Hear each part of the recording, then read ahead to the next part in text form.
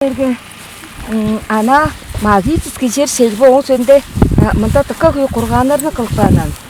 Ол таш біршін салыққан таштарны көр болсынса. Таш біршін мында бірле ұтқаны кейірік баған, бірес ескересер жолға. Ол таштарны қанды ұтқалы салып тұрарын кеші болды іштінден оны чуғалы үнік беран.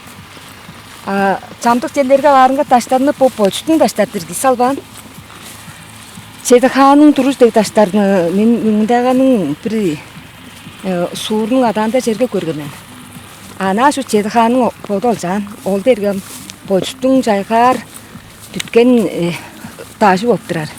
Жарга по жерлерни көргөнгө чедам таштай жар болсо жерге эчкан ташты кайхаманжы көдүрбөс деп жогар. Аманда тоз деп самжик бан таш бар. По. Çoğunun kırgıstın. Po derge toz der sandır bu. Am po. Po derge iğne tıktısan. Poçtun bişikpan dajıdır. İstinden podu çoğalı ünük der. Am po atırka жетті kıstın. Gün boldur ne saydık kanılı. Po derge pazır şey. Jaldır toğandır durar. Pazır kürüzü ögü şatırıp olur. Dergecen. Jarga. Tavada tıkka koy pazırlar barda olsa po derge eşik bopturar.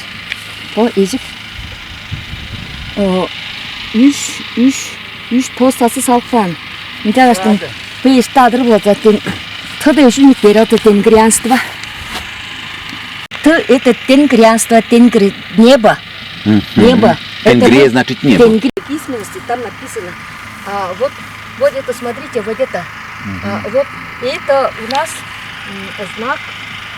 Вот юрта есть. Сейчас я вам покажу. Вот этот знак.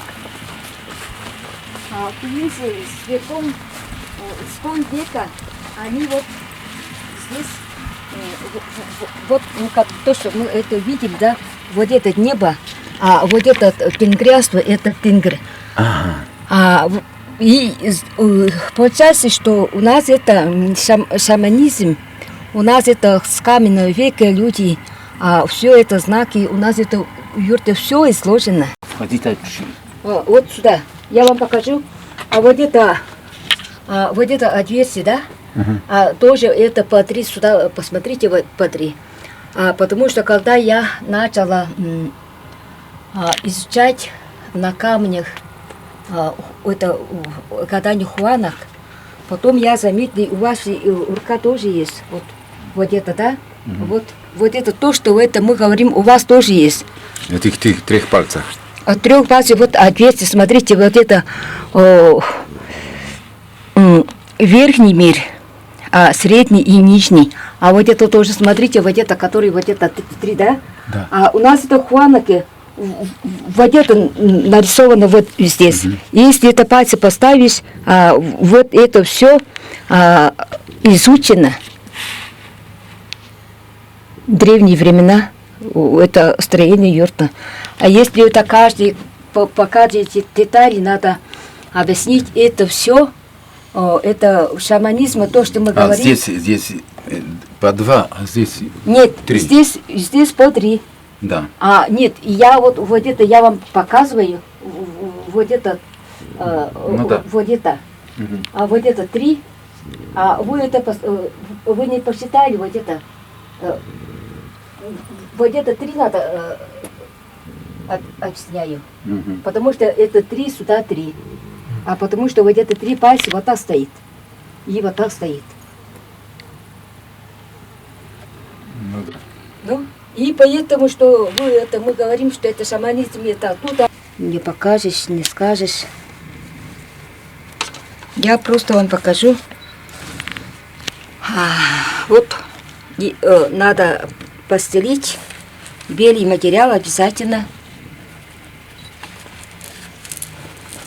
Так, я посмотрю.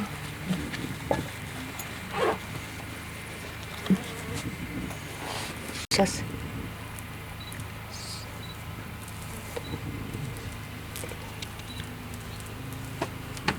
Если надо погадать, надо вот что посмотрите. Получается. Во. когда падает по 3, считается это 9.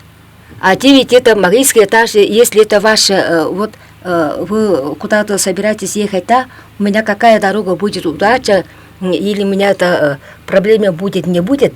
А если вот так падает, даже слов нету, у вас дорога открыта, никаких препятствий нету. Здесь видно. Здесь видно. Почему вы это узнали? Потому что у нас это, вот это хваника, если так разобраться, это все это, это вот с точки зрения, это все нумерология. Нумерология, вот это тоже все это нумерология. И вот этот знак, это магический знак тайные, потому что это тайные знаки нигде не написано, во-первых, потому что это секрет народа древнего. Там есть скрытые, это сакральные знания. И это шаманизм.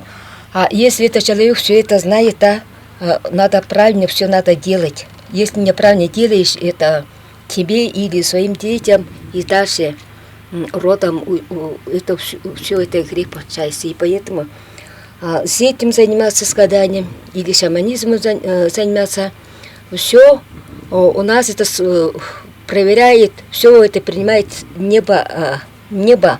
Наши отправляли мужиков специально за можжевельник. И из-за этого можжевельник считается самым чистым, он самым детственным. Из-за этого вот и можжевельником оккуриваем.